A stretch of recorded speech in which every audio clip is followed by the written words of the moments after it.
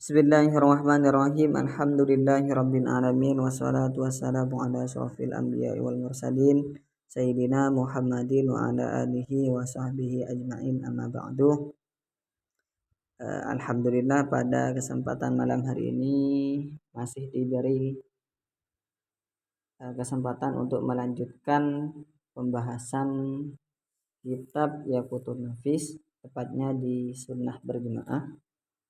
Langsung saja kita mulai. Qala al-imamul musannifu rahimahullahu ta'ala wa nafa'ana bihi wa bi ulumihi wa bi barakatihi fid dharain amin. Ila qaulihi sunanul jama'ati. Sunanul jama'ati adapun sunnah-sunnahnya berjemaah. Adapun ini ialah sunnah-sunnahnya berjemaah. Sunanul jama'ati adapun sunnah-sunnahnya berjemaah kasiratun ialah banyak. Minha di antara sunanul jamaah taswiyatus sufufi ialah meratakan sof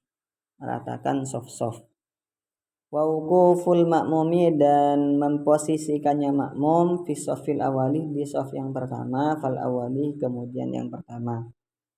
Wa jahrul imami dan menyaringkannya imam bitakbirati pada beberapa takbir, wa bi qauli sami Allahu liman hamidah dan pada lafaz atau pada perkataan sami Allahu liman hamidah. Wa bi salami dan menyaringkan salam, wa muwafaqatul masbuki dan mencocokkannya makmum masbuk imamahu pada imamnya makmum masbuk fil adkari di dalam beberapa zikir.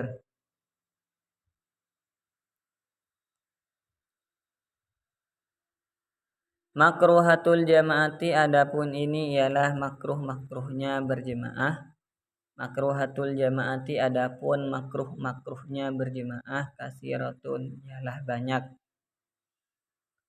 Minha ialah diantara dari makruhnya berjemaah tarkut tasbihati adalah tidak merapatkan shaf, wal iktida'u dan bermakmum bil fasiki pada imam yang fasik, wa bil mubtadi'i dan imam yang ahli bid'ah, wa imamatuhuma dan menjadi imamnya seorang yang fasik dan ahli bid'ah, wa imamatul muwaswisih dan muwaswisih atau muswasih sama bisa juga, dan menjadi imamnya orang yang waswas, waman dan bermakmum pada orang yukarriruh yang mengulangi siapa man harfan pada huruf, wallahinu dan orang yang atau imam yang keliru lahnan dengan kekeliruan, la yuyiruh yang tidak merubah apa lahnun tidak merubah al makna pada makna. Wa muqaranatul ma'mumi dan membarengkannya makmum al imamah pada imam atau membersamainya makmum al imamah pada imam fima di dalam hal siwat taharumi yang selain takbiratul ihram minal arkani dari beberapa arkan. Wa infiraduhu dan sendirinya makmum atau sendirinya makmum anis safi dari shaf. Jadi di sini dijelaskan bahwa sunnah-sunnahnya berjemaah itu banyak. Cuma di antaranya yang disebutkan di sini adalah merapatkan shaf atau meratakan shaf. Yang dimaksud meratakan shaf di sini adalah sejajarnya satu makmum dengan makmum yang lain, artinya tidak ada yang agak ke depan atau agak ke belakang. Kemudian rapatnya shaf antara makmum satu dengan yang lain itu rapat, artinya tidak ada kerenggangan antara makmum satu dan makmum yang lain. Dan orang yang sholat ataupun siapapun itu disunahkan untuk memerintahkan merapatkan shaf. Cuma yang lebih utama yang memerintahkan untuk merapatkan shaf itu adalah imam. yang lebih utama. Terus wauquful makmumi fi shafil awali, dan memposisikan makmum di shaf pertama. Jadi yang afdol atau yang lebih utama itu adalah shaf yang pertama, sehingga makmum itu disunahkan untuk berdiri di shaf pertama. Fal awal, kemudian yang pertama. Artinya ketika shaf awal itu sudah penuh, maka yang lebih utama adalah shaf yang kedua. Ketika yang kedua sudah penuh, maka yang ketiga dan seterusnya. Wajahrul imamih, dan imam disunahkan menyaringkan takbir, baik takbiratul ihram ataupun takbir intikal. Takbir intikal itu takbir ketika kita berpindah dari satu rukun terhadap rukun yang lain. Wa biqauli sami Allahu liman hamidah, dan menyaringkan lafaz sami Allahu liman hamidah dan menyaringkan salam. Wa muwafaqatul masbuki, dan mencocokkannya makmum masbuk imamahu pada imamnya makmum masbuk fil adkari, di beberapa zikir.